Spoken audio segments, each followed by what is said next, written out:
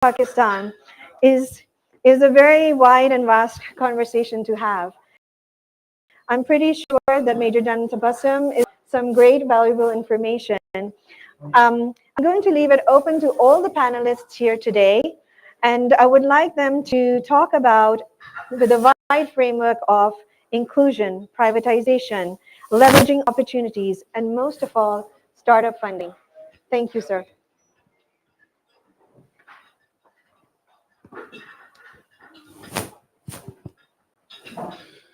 Bismillah Rahman Rahim. First of all, my thanks to the host and organizers for affording me this opportunity to introduce to you the initiative of the government by the name of Special Investment Facilitation Council, commonly referred as SIFC. Since morning, we have been hearing a number of speakers, including nobody else but the Prime Minister himself has said that Pakistan is a country of immense potential and opportunities. I had prepared this talk for about an hour and a half, and I have been given only 15 minutes, so I have to drastically cut it short. So I'll not go into the statistics. Why is this country a country of immense potential opportunity? But needless to say, that position and the condition that we find Pakistan in today does not commensurate to its potential, and Pakistan and the Pakistani nation deserves a position and a stature in the Committee of Nations much higher than where we stand. Economically, a country of 240 million, 15th largest agriculture country, milk, wheat, maize, mango, citrus, all under 10 in the world. Rice exports, you know. There will be a lot of talk about IT, second largest entrepreneur manpower, seventh largest IT professional manpower, 70% cheaper professionals in IT sector. You look at the mineral sector, reservoirs of about $6.8 trillion. They are under the earth and at places over the earth in the territory that we call Pakistan. As far as power is concerned, because of the population, the energy needs are increasing. They're likely to increase by 1.5 times in next 8 years, and therefore immense potential for investment and economic growth. With this, where we stand, unfortunately not where we should have been. For a country of 40 million, the State Bank foreign exchange reserves under $7 billion.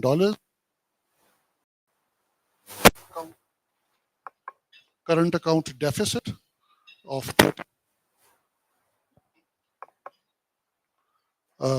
economy of about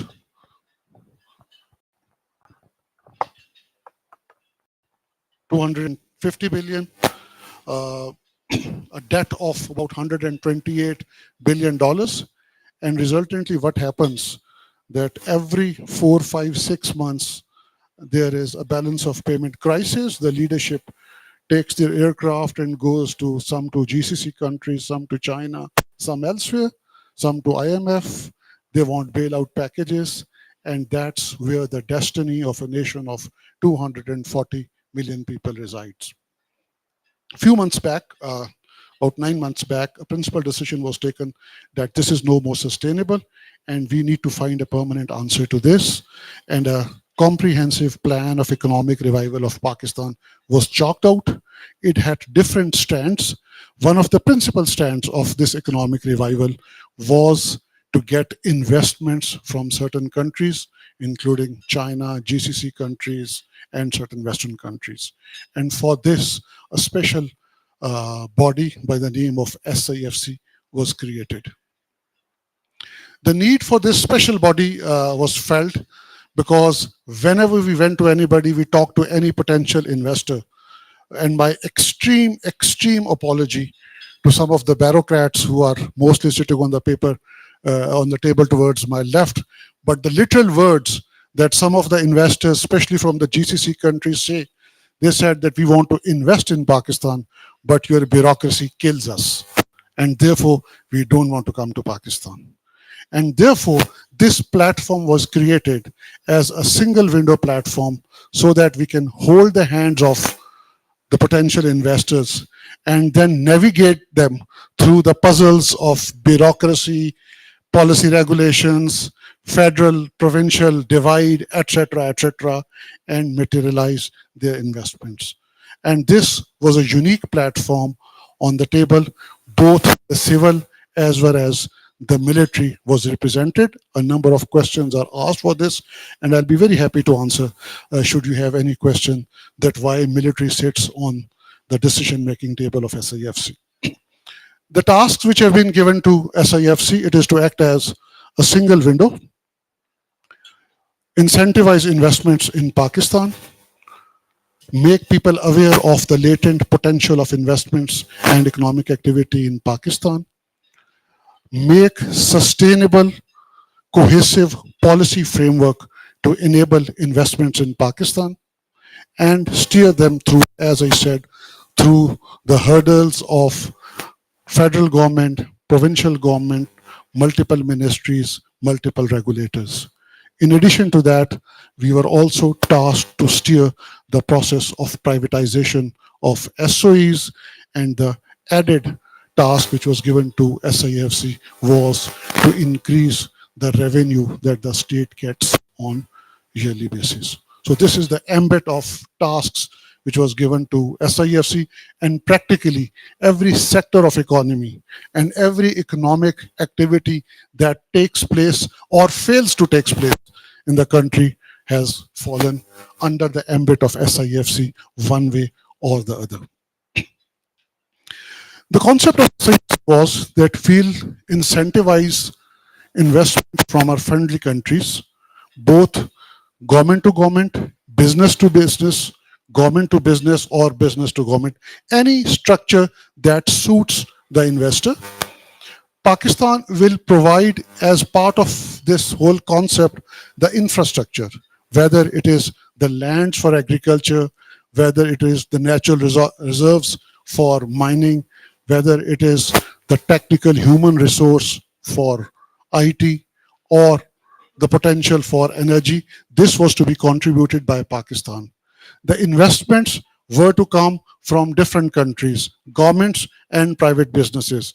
And then the technologies, they were to be shared if Pakistan and the investing country had that technology, and if there was a technological void, that technology was to be sought from a third country. So this was a triangular arrangement in which this complete concept of SIFC, it was constituted. The decision making of this SIFC, it has three tiers.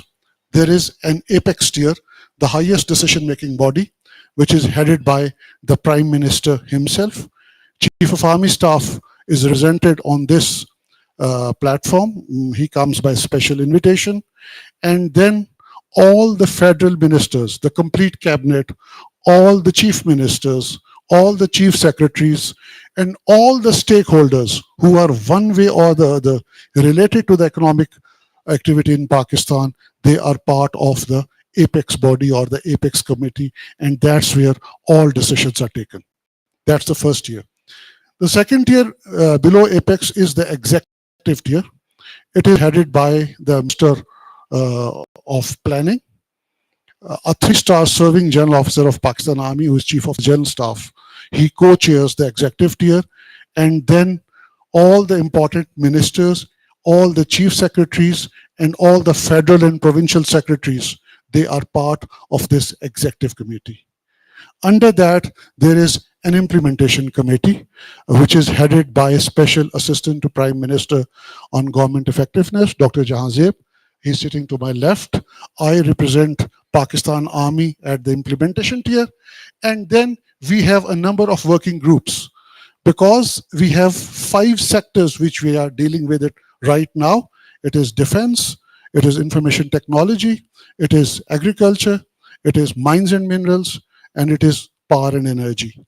So there are 5 working groups which work under the ambit of this implementation committee. All these 5 groups are headed by their respective federal secretaries. All the people who are directly or indirectly related to the execution of any project under the respective domain of these working groups, they form part of these working groups, and that's where the execution is done. The projects are identified by the implementation committee. It is recommended to the executive committee. Executive committee deliberates all the projects and the decisions. Some of the decisions are taken there and then. Some are recommended for the apex committee. And when the apex committee sits under one roof, all decisions are taken. And that's how the processes of government, which were not resolved in years, they have been pending for 3 years, 4 years, we were able to take those decisions within, say, 10 days, 15 days, or 20 days. So that's the kind of short circuiting, that is kind of the fastening up of the decision making at government level that is being done. When we started this SIFC, I have given you the mandate or the terms of reference of this SIFC. Very soon we realized that it is not only the investment that will make the difference, but the overall business environment of the country that needs to be improved. And the moment we touched our business community, our chambers of commerce, our investors, there was a plethora of complaints and requests and suggestions, and there were projects on which decisions were pending for decades, for years. There were investors who were shuttling between Islamabad and Lahore and Quetta and Karachi, what and what not. They were unable to find the door at which they could knock and they could seek the decision. And that's where the SIFC came into play. We got in touch with all those investors. We took the principal decision that unless the problems of these investors who either have already invested in Pakistan and their projects not functioning for some reason, or the people who have their investment plans at a very advanced stage, unless their problems are resolved, the fresh investments are very hard to come.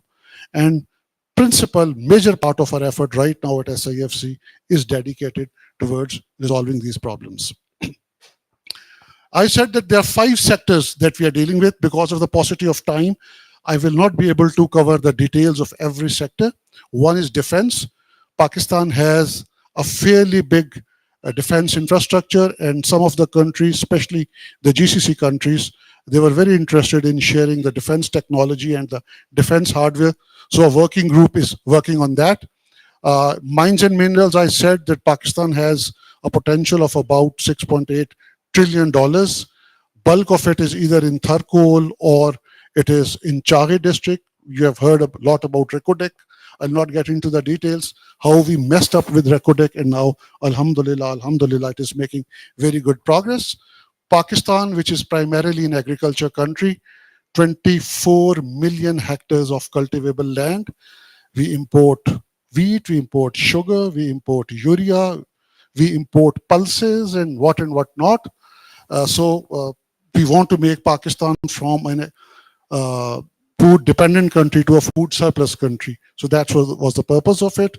Information technology, I told you we have immense potential, but we were not harnessing that. And as far as energy is concerned, expensive energy, not capitalizing on the renewable and the hydro potential of Pakistan. And therefore, the cost of doing business and cost of manufacturing, it had gone up because of expensive energy. And to add to that is the shortage of gas that has come up in Pakistan. So these were the peculiar problems of individual sectors. Because of paucity of time, I'm not getting into this. I'd just like to flag towards the end some of the steps that we have taken. I just want to flag that this all has been done from the platform of SIFC. A lot is mentioned in the press, how many dollars have come, what all has been done, has SIFC made some progress. So I just want to give you an update on that. During the first meeting of SIFC, the sitting defense minister of Pakistan, he was on the platform of SIFC, and he made a mention that somebody wanted to make an investment in Sialkot and he wanted to get a visa for him. And it's been over 1 year. The sitting defense minister of Pakistan, he could not get visa for a person who wanted to come and invest Pakistan. That was the kind of complexity of this situation. We talk about the getting of Schengen visa and American visa and British visa, but for Pakistani visa, an investor could not get visa uh, for 1 year. He rehashed the whole visa regime of Pakistan.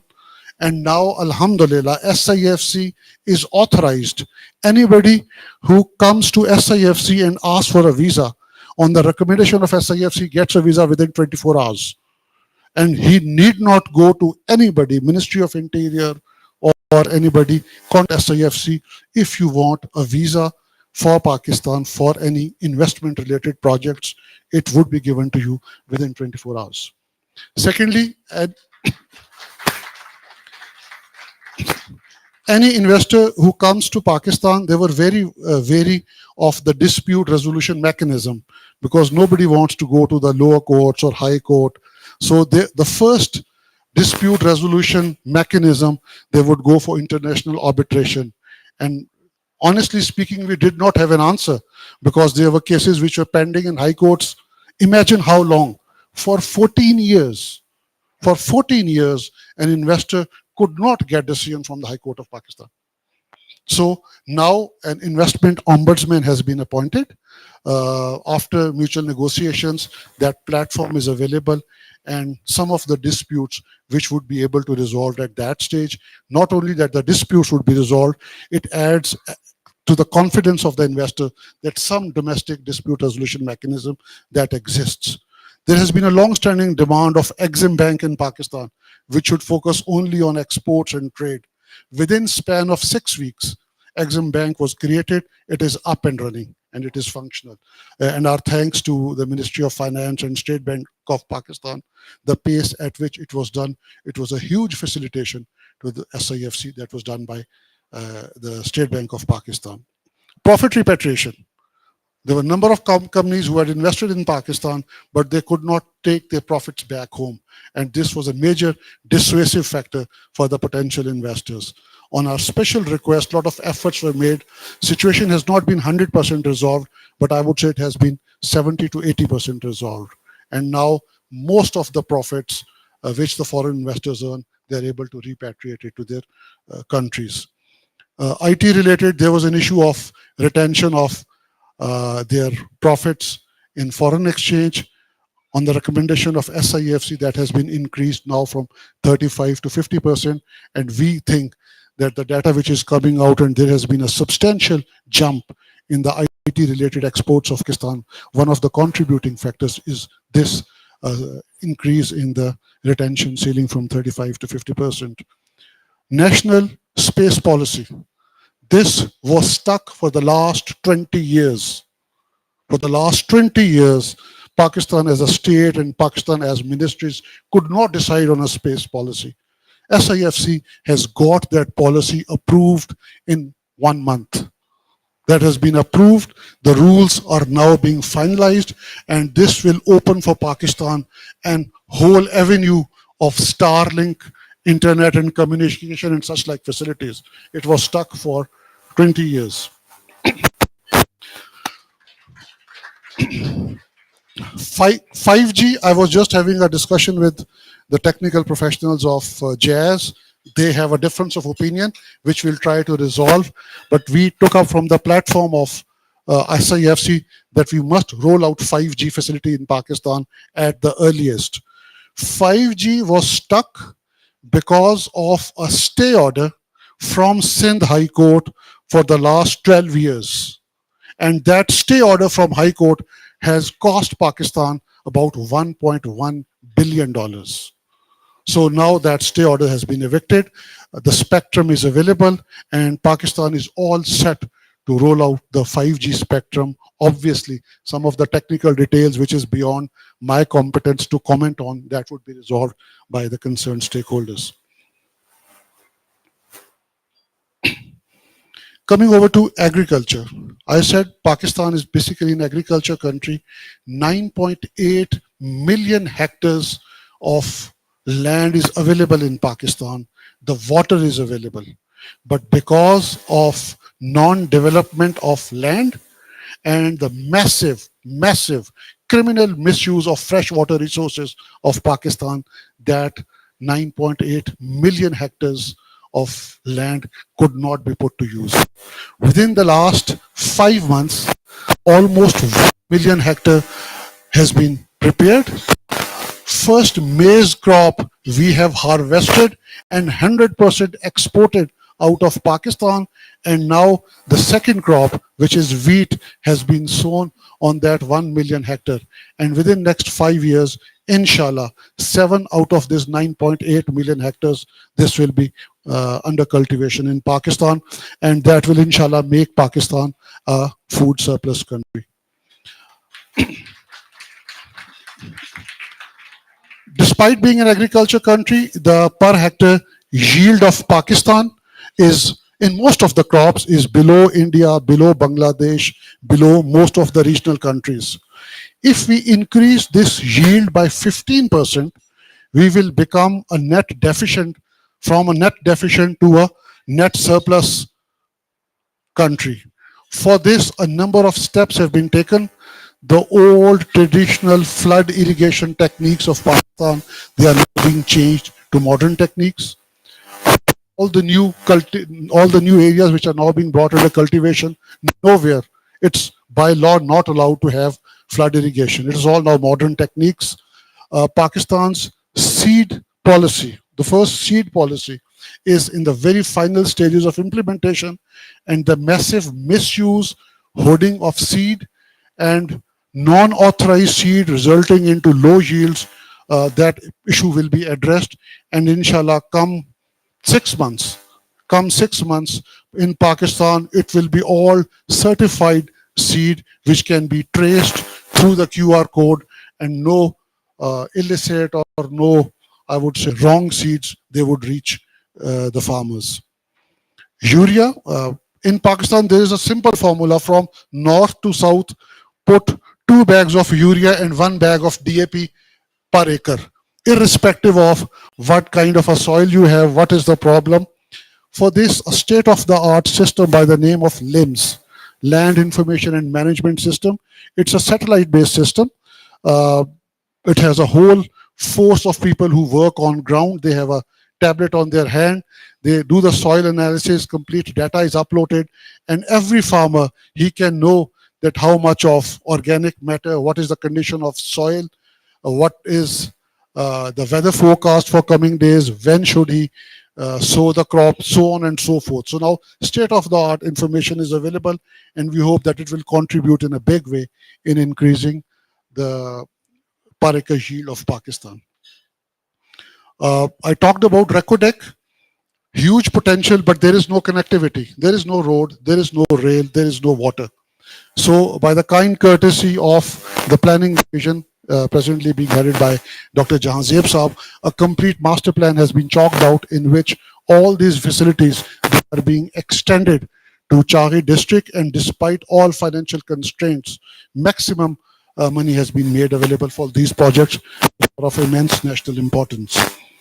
As far as renewable energy is concerned, Government of Pakistan had issued LOIs and LOSs for the last 3 years, 4 years. There are multiple companies who are roaming around in Pakistan holding their LOIs in hand, and actually those projects were not materializing. At a very fast pace, this issue has been resolved, and now all the projects which are given, they would be able to be completed on a very fast track. And the decision, if some projects are not feasible, the decision would be given so that the investor, he does not keep running after the decision makers for the finalization of these projects. I talked about privatization. After 10 years, the first project in Pakistan has been privatized. Heavy electrical complex, the privatization has been completed and handed over. And the privatization of Pakistan International Airline, the big headline. I know there are a lot of opinions for and against, but it is being pursued with minimum energy and maximum pace from the platform of EFC. I understand there are opposing opinions to this, but we think national carrier Pakistan cannot afford a loss of 50 crore rupees per day. It is simply not sustainable. And to the best of our ability, despite all impediments, we'll try our level best to privatize PIA as soon as possible. There was a mention by the Prime Minister in the morning that Pakistan needs to increase its revenue. As of now, Pakistan has a net revenue of about 8 trillion, and out of that, 5 trillion goes into our debt servicing. Major reforms which have not been done in recent years. They are underway in FPR. I will not get into the details. I'm sure those are available on the media, but the complete structure of FPR is being changed, and we are very hopeful that both the customs and the inland revenue, with the new configuration, they'll be able to significantly enhance the revenue of Pakistan, and we need to go from 8.5 to 10, 10 to 15, and 15 to 20. Unless we have a revenue at 20%, probably the fiscal requirements of the country, they would not be able to meet. And the last point that I want to flag here, we have some ambassadors sitting here. We made a very earnest request from the platform SIFC that we need to reorientate our diplomacy and focus on the economic interest. Geopolitical, geostrategic, very important, but economy is more important. And with the cooperation of our Foreign Office and also with the cooperation of the Ministry of Commerce, a major effort has been initiated where all our foreign missions, they are enabling, helping the efforts of SIFC, and the kind of support that we are getting from our ambassadors is unprecedented. Also, we have about 50 missions of different kinds, commerce attaches, investment attaches in different missions. Their previous appointments, to be honest, they were not aligned with the business and investment interest of the country. That complete regime has been overhauled, and now the new selection has been done, and new investment and commerce attaches are being deployed, and I'm sure their performance would be much, much better than their predecessors, but it's a process that needs to be continued, and I'm sure with the passage of time, this complete regime will improve. I'll stop here because the time allotted to me, I have already grossly overshot that time, but I would just conclude by saying that SIFC is there to stay. Some of the misperceptions that it's an ad hoc arrangement that has been made, as the Prime Minister said in the morning, the legal backing or the legal legitimacy that SIFC gets is from Chapter 2 of BOI Act. So it's an act of the Parliament and it has complete authorization. It has the authority to directly direct any ministry, department, or regulator. And this unique authority has been given to SIFC just to ensure that the process of decision making, it is expedited and it does not get lost in the red tapeism for which the government of Pakistan is known for. Also, I said that because we won't be having time for questions, military is there on the table of SIFC to assist, not to take ownership of this process. All the decisions which are taken at SIFC are ultimately implemented by the concerned stakeholders, the concerned ministries, the concerned ministers and secretaries. Army is there to only facilitate. And we think that if the country is in crisis, it is the responsibility of not only every institution, but every citizen of the country to do his bit to bring this country out of the crisis that they are. Pakistan Army is not getting a penny, not a penny out of any investment, any project that is undertaken. Take the example of agriculture. Any joint venture which is done in agriculture sector, 40% goes to the provincial government, 40% goes to the stakeholders, and 20% goes into the research and development of that particular field or that particular crop. Not a penny goes to Pakistan Army. Pakistan Army is able of SIFC just to facilitate, not for any other interest. Ladies and gentlemen, thank you very much. I'll just conclude by saying that Pakistan is through unprecedented challenges and unprecedented risks. We all as a nation need to put efforts together to bring Pakistan out of this economic crisis. And as I said at the start, Pakistan as a country and Pakistanis as a nation deserve a much better place and stature in the Committee of Nations than what we all find ourselves in. Thank you very much. Thank you so much for that in-depth conversation. We really appreciate your presence, sir. My next guest will be Dr. Amjad Saqib, the chairman of BISB and the founder of Akhuwat Foundation. I'm going to ask all the panelists to give a brief about themselves and also talk about the speeches that they have and lean in on investing in Pakistan, of course. Just a small note, Dr. Amjad Saqib has already received and is a recipient of the Sitare Imtiaz from the government of Pakistan, and recently it was announced that he would be receiving a Hilal Imtiaz in 2023. These are two of the most coveted civil awards of Pakistan. Sir, please.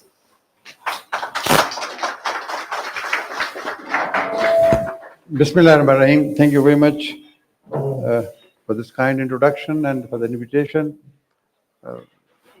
I just spoke yesterday, Rising Pakistan, and again we are repeating the same story. Pakistan is rising. Pakistan is, now fully geared to write a new chapter. So yesterday I was talking about philanthropy. I talked about two major initiatives in Pakistan. That is one is the Benazir Income Support Program, which is the manifestation of the compassion of the people of Pakistan, the government of Pakistan.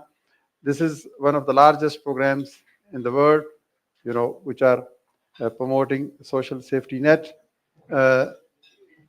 Nearly 9.3 million families, which will soon be reaching 10 million. So these families are getting regular support from the government of Pakistan. When we talk about welfare, we usually say that Scandinavian countries are doing extremely well. But if in Pakistan we are supporting the poor people, we say it is a charity. So this is not a charity. This is a right given to those people who have been left behind, who are marginalized and who are disadvantaged. So I'm not talking about this charity and philanthropy. The other model I just would like to briefly introduce is a Akhuwat model that is providing interest-free loans to the poor people. Uh, People have potential, people have the skills, people have the desire to move ahead, but the basic thing is they don't have collateral, they don't have money. No bank allows them to enter their doorsteps. So this financial inclusion is extremely important, and through Akhuwat, we have inspired a large number of microfinance institutions to provide these interest-free loans to the poor people so that they can come out of poverty. So as far as the investment is concerned, these were two basically, philanthropic projects, but we have experimented with many other avenues where you can put your money with some, dividend expectations and the profit. Number one, we have established an institute of, and there are many such institutions in Pakistan, of tourism and hospitality management. So please join us and tell us that what kind of management professionals do you need. Give us curriculum, give us demand, give us the, what kind of people you need. We will produce. Number one. Number two, recently, just now I was talking to Mr. Niazi about the how can we enhance the number of professionals working in health sector. So we have nurses, we have paramedics, we have different technicians in all those medical related fields. We just request you, tell us how many people do you need in nursing, in taking care of the old and elderly, for the physically, mentally challenged people, for all the such disabilities. So we are now in a position, there are, I think, more than 40, 50 medical colleges in Pakistan who are willing to produce nurses and paramedics. So we can connect you to all those if you have you're working in health industry here. So we will be very happy to give you the great and fully professionalized people who can serve over here. Number three is the IT. We have a large number of institutions. We have a consortium, and you just tell us that what kind of people do you need in artificial intelligence, in cyber security, in digital marketing, but there are a large number of extremely important fields which are truly related to the market needs. So we are in a position to produce that human resource. So the investment may be in agriculture, as beautifully told by General Saab, General Tabassum, but we can focus. We can take you to invest in human resource. You can invest in agriculture, you can invest in IT, you can invest in livestock. There are plenty of opportunities available in Pakistan. But the biggest asset which we have is the 240 million people, the extremely vibrant community of young people who are willing to move ahead and who are willing to create history not only for Pakistan but for their own self as well. So any kind of association which you need in human resource management, whether it is in financial inclusion, we have a large number of. Recently, the Securities Exchange Commission of Pakistan gave license to 4 housing finance companies, for-profit housing finance companies. There is dearth of 10 million houses in Pakistan. So we invite you to come to Pakistan and invest in housing industry, and the basic infrastructure is available. We have a large number of database, even the best and programs like a Hoover. We have millions of the people's database which are willing to buy a home, build a home, renovate a home, or improve the facilities. So there is extreme, lucrative and possibilities to come and invest in housing. And similarly is the solar energy. We will be very happy to connect you with the millions of the people who are.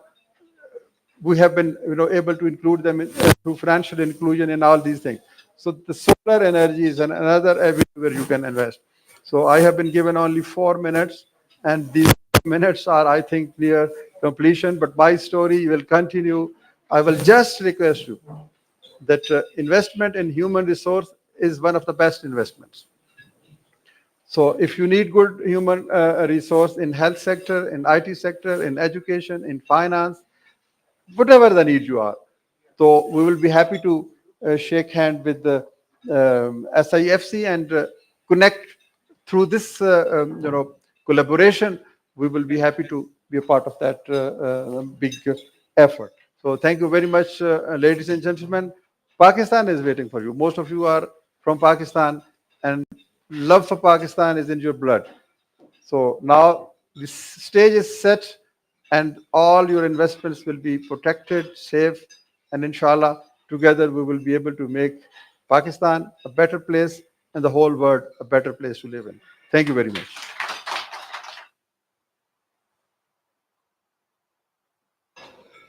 Thank you so much for those words. Our next guest is Mr. Khan Terzioglu. He's the group CEO of Vion. As the Group Chief Executive Officer of the Vion Group since 2021, Mr. Khan leads the executive teams of the company's digital operators, providing connectivity and digital solutions, empowering their customers with digital finance, education, entertainment, and health services, amongst many others, as well as supporting the economic growth of the company's operating markets. Prior to joining the company, Mr. Terzioglu held regional and global leadership roles with Otto Anderson, Cisco, and Turkcell in Belgium, the United States, and Turkey. I welcome Mr. Khan Terzioglu.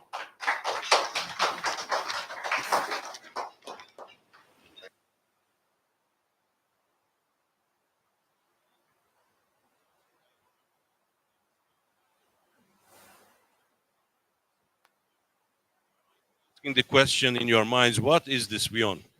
But if I tell you that we are proudly serving 1 out of 2 Pakistani citizens under the brands like Jazz, Jazz Cash, Mobilink Bank, Tamasha, Deodar, Garage, and I can also tell that our Pakistan Chief Executive Officer Amir Ibrahim is sitting here as well. We are extremely proud. Over the last decade, VEON has invested north of $10 billion in Pakistan. $10 billion. And we are not an investor that is here for the good days only. We have seen good days, bad days, and I'm extremely impressed when I listened this morning, Prime Minister talking about how to make Pakistan an attraction for the international investors. As well, I'm impressed listening Major General talking about the stability, predictability, and execution power SIFC is bringing to the landscape for investors like us. I would like to share with you our understanding in terms of why we believe in Pakistan. VEON operates in 6 markets: Pakistan, Bangladesh, Ukraine, Uzbekistan, Kazakhstan, and Kyrgyzstan. As you can see, we are kind of specialized in emerging markets which are underserved, which are still growing population-wise, and which actually has a huge potential in terms of digital asset creation. It was the 70s and 80s, everybody talked about oil and oil-producing countries. Today, Pakistan is not one of our countries, is our biggest market that we serve in, and Pakistan is a data-producing country. Pakistan's data has to stay in Pakistan, needs to be processed by Pakistani engineers, and needs to be converted in cloud solutions like Garage, in entertainment solutions like Tamasha, in financial services solutions like Jazz Cash and Mobilink Microfinance Bank. We have to create the capabilities, the data our people consume every day. Unfortunately, in Pakistan, only 1 out of 2 people today has access to mobile internet. Less than 1 out of 3 people has ever utilized a bank account. And our enterprises today do not have the means to successfully compete because they don't have enough access to cloud infrastructure. Everywhere you walk in Davos, you see 2 words, AI, artificial intelligence. Actually, the way I would like to name it, augmented intelligence. And it is up to us, people in this room, to make sure that we take the data in Pakistan and convert it into digital applications that will make the farmers in Lahore the best farmers in the world, doctors in Karachi the best doctors in the world, and the teachers in Islamabad the best teachers. We can do that by developing the technologies that will co-pilot them into their business challenges. We are committed to Pakistan, and our commitment is long-term. Of course, as foreign investors, we do have expectations. And I would like to, if you allow me, mention a couple of those.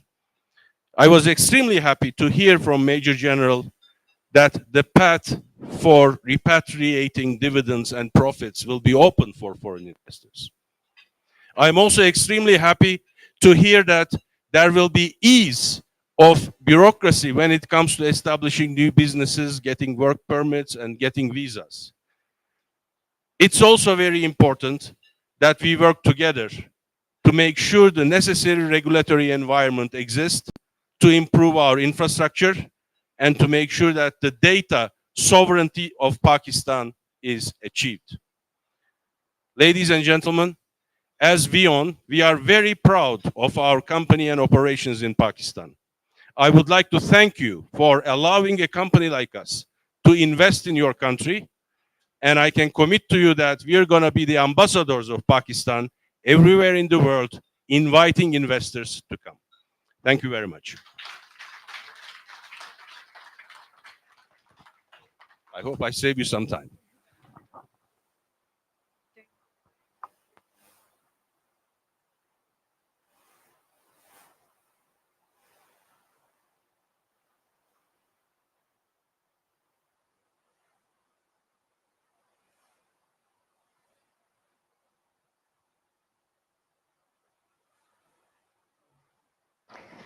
Thank you guys for being so patient. You guys have been a wonderful audience.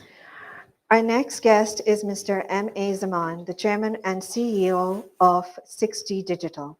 M.A. Zaman started his career in 1979 as a commercial pilot and flight instructor after graduating from Burnside ODT Aviation Training Center in Miami. He is a visionary and a Swedish entrepreneur with more than 35 years of experience in building over 9 billion US dollars businesses for its shareholders, strategic partners, and the host governments of Indochina. He is the founding chairman and CEO of the several next-generation ventures such as 6D Digital Sweden AB, Royal Falcon Fleet AB, and Money Channel One, a cloud-based integrated digital ecosystem deploying next-generation digital banking and payment services. 6G Digital is rolling out the first global remittance and financial services to serve the residents and citizens of 6 continents.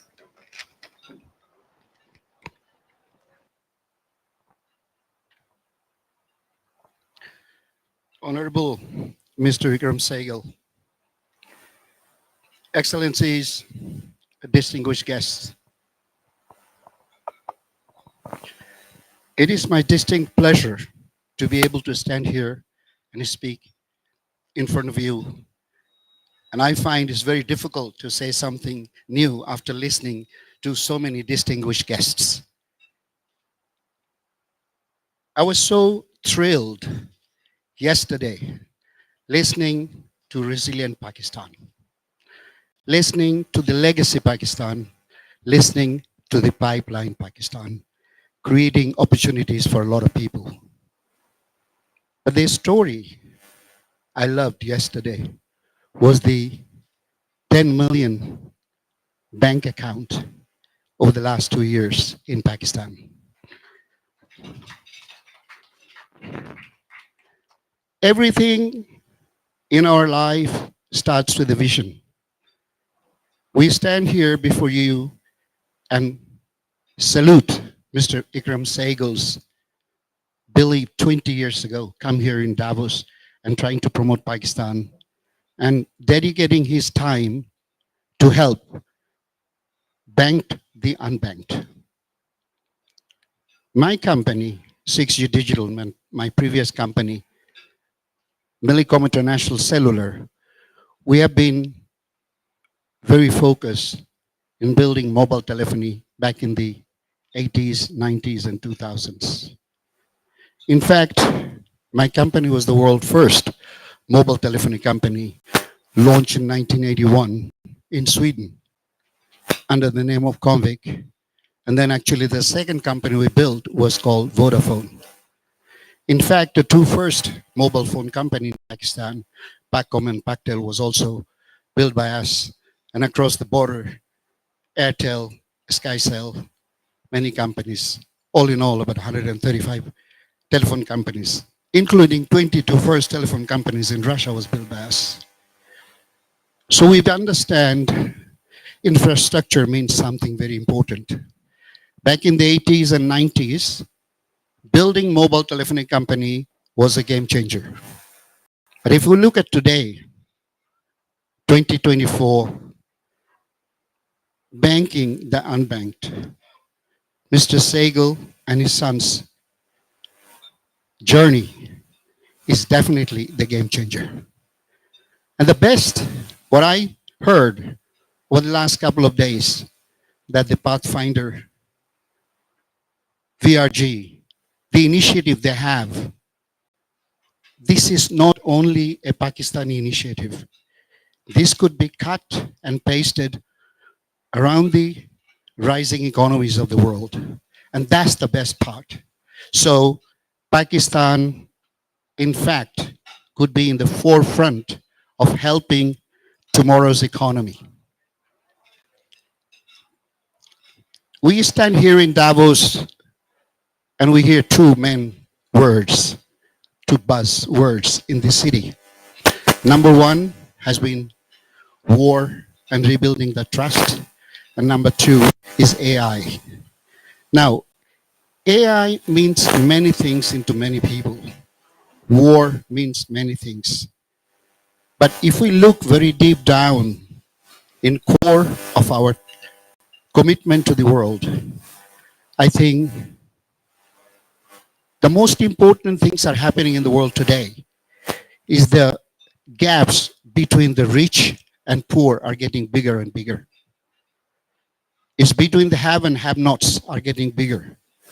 So what I hear from Pakistan is the commitment to use AI and many other things to change the life of the people. That is so much more important than using AI for those privileged, less than 1% of the world population, maybe helping them to go from Mach 0.95 in their corporate jets to Mach 1.05 in their corporate jets. So AI, listening to Major General before, I think Pakistan is using it in the right way. And I'm very happy to be here and I have the opportunity to participate, listen and understand. And I can see a vision of banking the unbanked can be exported to many countries. In a short, my company at the moment, we are building digital bank in Canada, US, Europe, and Asia. And we are committed to work with Mr. Sehgal to bringing digital money transfer to Pakistan over the next few months.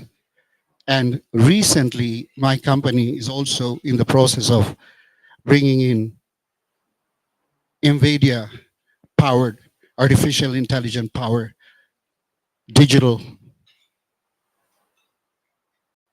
data centers. We'll be very happy to talk to the government of Pakistan. How can we build data centers of next generation data centers? Compute power more than 100 times than the most powerful computers in the world today. Thank you very much for giving me the opportunity. Assalamu alaikum.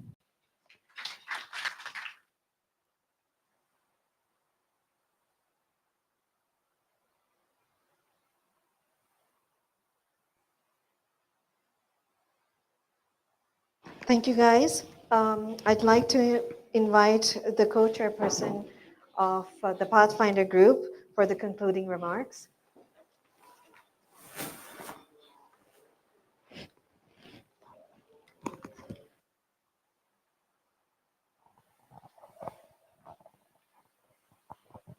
Bismillah Rahman Rahim.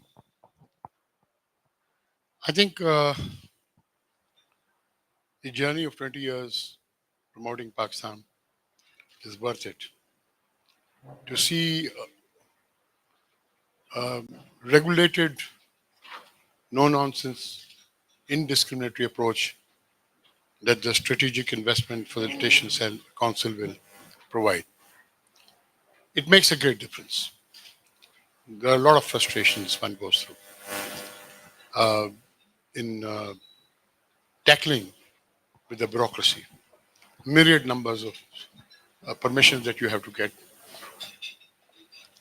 Foreign exchange repatriation. Just to give an example, we have a contract worth several $1 million.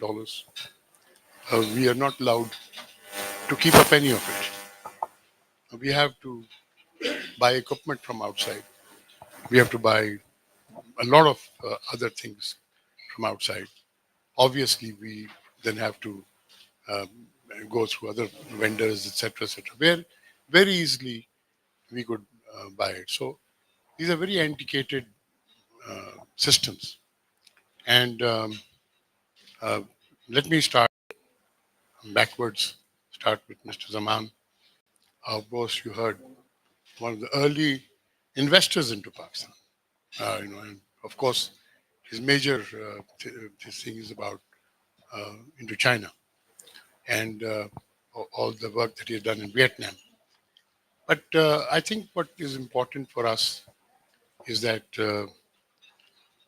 we're trying to harness the tremendous energy in Southeast Asia that exists for repatriation of funds, which has never really been done in a systematic manner. And 6D Digital is helping us do that. And we are very happy to have Mr. Mushtaq Shamsuddin of the famous brand of Mustafa Shamsuddin here also with us today. Um, what can I say about Mr. Khan? But only say this, that our journey to being projected by the World Economic Forum's Edison Alliance would not have been possible with the first step. And that first step was due to, I tell you, very decisive move by Mr. Amir Ibrahim and Ali Nasir, who's here. And we talked to Ali Nasir first, and of course, I had long discussions with Amir Ibrahim, and I came to know a lot about the telecom industry and all the reservations. But the paramount thing which I would like to say is what Mr. Khan said today, is the people, and talked about the people matter. And that $10 billion is not a small amount of. And thank you for having done that. And we are very proud to be associated with Jazz in many ways. And even today, um, one thing I just told Amir was that we were one of your first customers on the cloud. In fact, we had a lot of problems with the State Bank because they would say data, but AMA is totally on the cloud today. Am I right, Salman? On the cloud, and Alisha was responsible for it. We got into the cloud. So we are on the domestic cloud, and because of this thing. So then come back to SIFC. I said yesterday that I had a very special relationship with two people, 29th PMA, and one was General Ali Kuli and the other was General Pervez Musharraf. Totally different characters. And one became the Chief Army Staff, the other didn't. General Ali Kuli, of course, has his own industry. And today I'm proud that on every industry, I'm the only non-family member as a family member on the board. But also had a very special relationship with General Musharraf, and of course, I brought him to Davos. But one of the things I kept telling him, of course, it's expanded beyond even my own imagination, was that you have to have an organization which will cut across like that.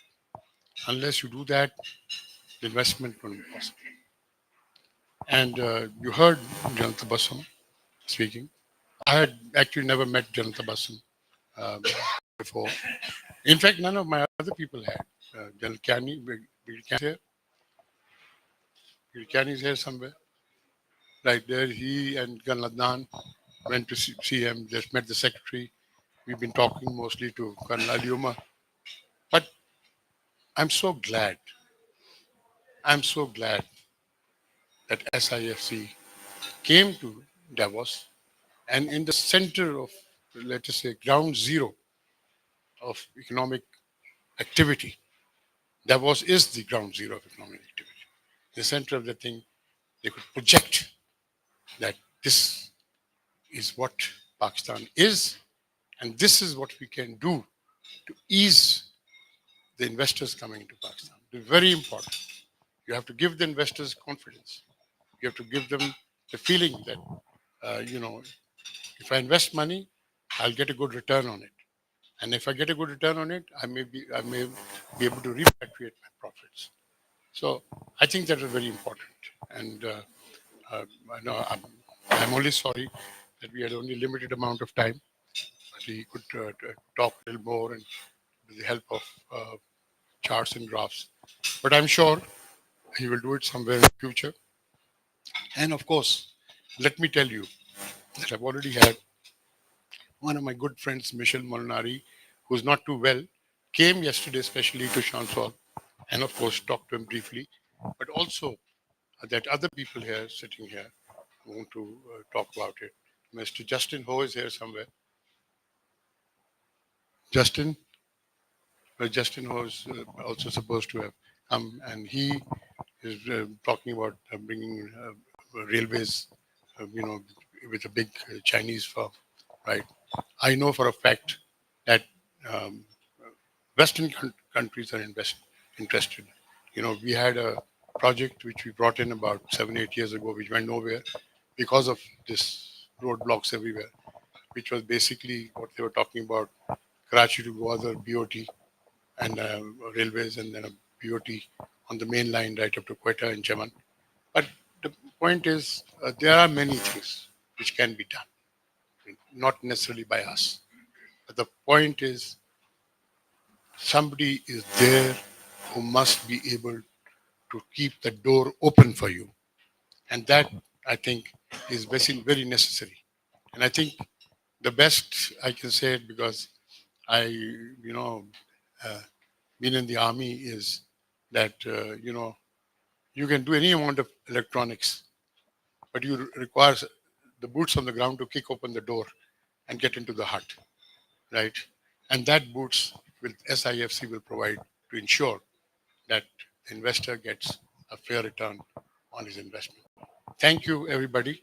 Thank you, people. Thank you. Bye-bye. Before we conclude, the SAFC would like to present something to Pathfinder Group. I'm going to invite Major General Tabassum Habib. So we may not agree with the last statement of yours that we